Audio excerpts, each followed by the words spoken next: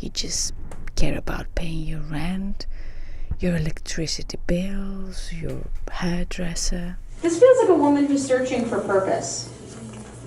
She spends the opening of the piece kind of feeling like, does her job actually change anyone's life? And then someone breaks into her house and holds her fish hostage. The music is what song is very wonderful. It's really amazing, wonderful song. But something here is, in the reality, we never had, for example, transplantation by heart.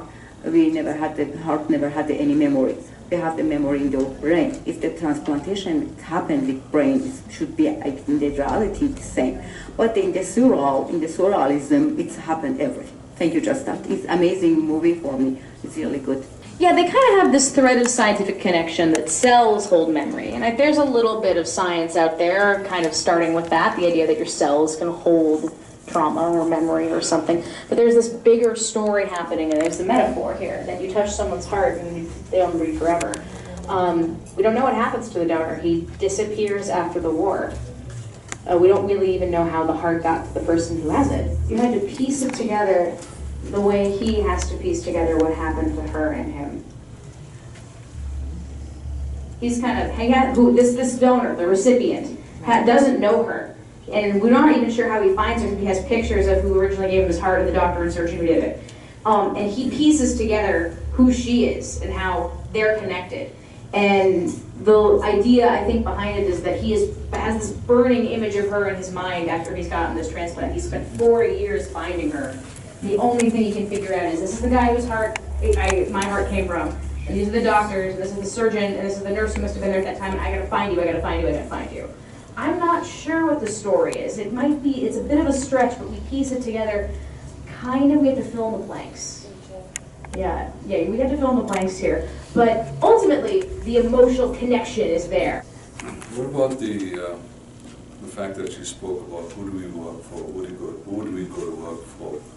And there was a hint of insignificance in life, and then the significance becomes clear when the person pursues her, finds her, and she becomes the meaningful person to the common heart. And then, because we live in a world that is looking for large accomplishments, we forget the simple things that actually matter. She seems to be struggling with her meaning, her place in the world, and is she just a cog in the machine? Is she just a heart pumping for the benefit of a body she doesn't even know, right? She essentially metaphorically feels like she's transplanted, and what is her purpose? What is her point? But she does become the focal point of somebody else's life. He's just trying to retrace and find the person who saved him, right? And in a way, she kind of finds her meaning, but she's still a cog in the machine, right? And essentially, we are all kind of cogs in the machine searching for meaning. I liked the main actress. I thought she played a really good, quiet, pensive nurse. A film that didn't go where I thought it was going to. First image we see is New York 2001. I'm immediately thinking September 11th. That we're going to, somehow that will be part, and it didn't go there at all, but because of the date, that's immediately what I thought of.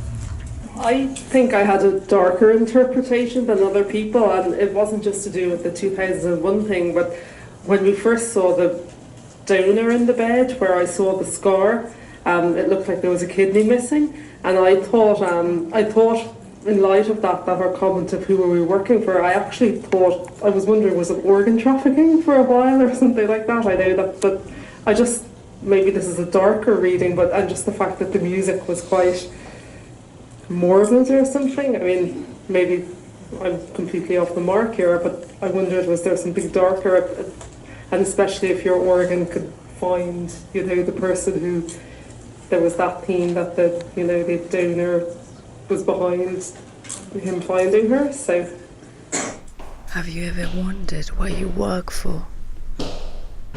I mean, who is really benefiting from your work? There were a number of things that she said that kind of confused me based on the fact that she was a nurse, and yet she said, sometimes we feel like you're helping one person, but in doing so, you're actually harming another. And I've known a lot of nurses and never heard that come out of a medical profession, by helping one person, you're harming another. But then I started to think more like the war aspect of it, and the fact that she'd been treating like war patients, maybe that had really like kind of distorted her whole approach to life and approach to medical care and everything, and she really did see kind of the world like that, like by helping some people, you're maybe harming others or whatever, but she just had a very interesting relationship with like her job as a nurse too, that made me think there was some broader like context that was in.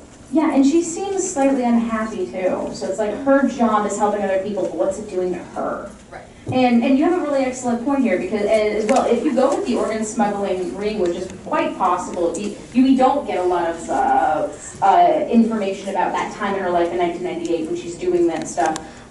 If she was involved in that, whether complicitly or not knowing at all or innocently, then her life could be revolving around helping one person, thinking she's helping one person and maybe harming another. And maybe that's haunting her too.